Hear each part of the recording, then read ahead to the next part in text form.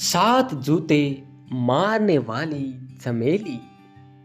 चांदपुर गांव में चांद कुमारी नाम की एक रूपवती कन्या रहती थी।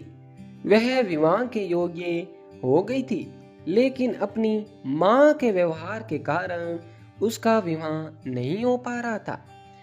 उसकी माँ का नाम था चमेली, जो अपने पति माधव को रोज 7 जूते मारा करती थी। यह बात दूर दूर तक के लोगों को पता थी, इसलिए कोई भी चांद कुमारी को अपनी बहू नहीं बनाना चाहता था। वहीं दूसरी तरफ तेनालीराम की बुद्धिमत्ता के कारण दरबारियों के साथ साथ उसके कुछ रिश्तेदार भी उसे जलते थे।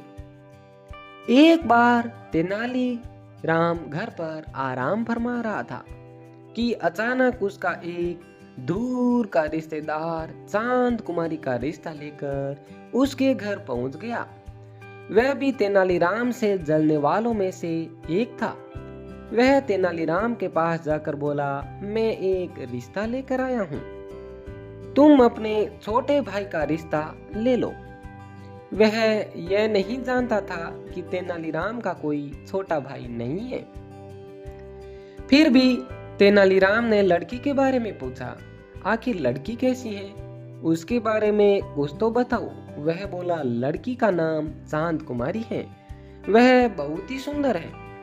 तेनालीराम ने भी उसकी माँ के बारे में बहुत कुछ सुन रखा था, लेकिन फिर भी उसने रिश्ते के लिए हामी भर दी। अब वह रिश्तेदार चमेली के घर पहुंच गया और उसने यह खुशखबरी चमेली को सुनाई। चमेली यह सुनकर बहुत खुश हो गई और उसने बहुत जल्दी शादी का मुहूर्त निकलवा कर उसे बता दिया। अब उसने मुहूर्त का समय तेनालीराम को जाकर बता दिया। तेनालीराम ने उसे खिला पिलाकर विदा किया। उसके जाने के बाद तेनालीराम सोचने लगा कि अब छोटा भाई कहाँ से लाया जाए। मेरा तो कोई छोटा भाई है ही नहीं। छोटे भाई की खोज में तेनालीराम नगर की ओर चल पड़ा। वहां उसने एक परेशान नौजवान युवक को देखा। तेनालीराम ने उसके पास जाकर उसकी परेशानी का कारण पूछा, तो उसने सारी बात बता डाली। तेनालीराम ने उसे काम देने का वादा किया, लेकिन उसके साथ एक शर्त रख दी। उसने तेनालीराम से शर्त के बारे में पूछा। तेनालीराम बोला, मैं जिससे कहूं तुम्हें उस लड़की से शादी करनी पड़ेगी। वह युवक भी शादी करने के लिए तैयार हो गया। मुहूर्त के अनुसार उसका विवाह हो गया। चांद कुमारी को विदा करते समय उसकी माँ ने उसे भी अपने पति को रोज 7 जूते मारने की सलाह दी। चमेली बोली, बेटी, मैंने तेरे पिता को अपने वश में कर रखा है। अगर तुम भी अपने पति को अपने वश में रखना चाहती हैं, तो तुम भी अपने पति को 7 की जगह रोज 14 जूते मारा करना। चांद कुमारी ने माँ की बातों पर हामी भर दी। अब जैसे ही बेटी चल दी, चमेली ने माधव को उसके साथ जाने के लिए कहा। बेचारा माधव अपनी बेटी के साथ उसके ससुराल चला गया। चांद कुमारी ने ससुराल आकर देखा कि तेनालीराम और उसके पति का स्वभाव तो बहुत अक्खड़ है। वह उनसे डरकर रहने लगी, लेकिन वह फिर भी अपने पति को जैसे तैसे रोज 15 जूते मार ही देती थी। वहीं जब तेनालीराम ने माधव का टूटा बदन देखा, तो वह समझ गया कि यह जरूर सब उसकी पत्नी की वजह से ही ऐसा है।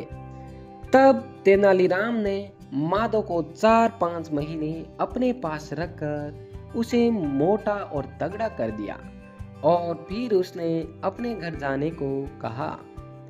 जब माधव चलने लगा तो तेनालीराम ने उसे एक मोटा सा लोहा चढ़ा डंडा देते हुए कहा, डरने से कुछ नहीं होगा, यह सब तुम्हारी ही कमी है।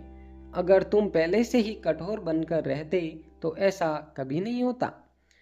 तेनालीराम की बात सुनकर माधव अच्छे से समझ चुका था कि तेनालीराम क्या कहना चाहता है। डंडा लेकर माधव अपने घर पहुंच गया। माधव को घर देखकर चमेली बहुत खुश हो गई।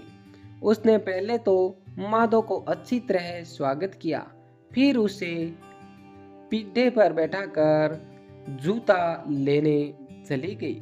वे मन ही मन बहुत खुश थी कि अब तो उसका पति मोटा हो गया है, और वैसे भी मैंने कितने महीने से उसे जूते से नहीं मारा। अब तो जूते मारने में बहुत ही मजा आएगा। जैसे ही वो जूता लाकर माधव को मारने चली कि माधव ने उसे डंडे से पीटना शुरू कर दिया। चमेली जोर जोर से चिल्लाने लगी, जिसकी वजह से आसपास के लोग वहां आ गए और जैसे तैसे उसे पीटने से बचाया। उसके बाद से उसने कभी भी माधव को नहीं मारा, और अब वह जैसा कहता चमेली वैसा ही करती। अपने पति का वह रूप देखकर चमेली ने अपनी बेटी को भी समझा दिया कि जिंदगी में भी वो ऐसी गलती कभी ना करे, हमेशा अपने पति की बात माना करे। दोस्तों, अगर ये कहानी पसंद आई तो इसे लाइक, शेयर एंड सब्सक्राइब करें, और ऐसी ही कहानियाँ देखने के लिए अन्नू स्टोरी चैनल को सब्सक्राइब जरूर करें। धन्यवाद।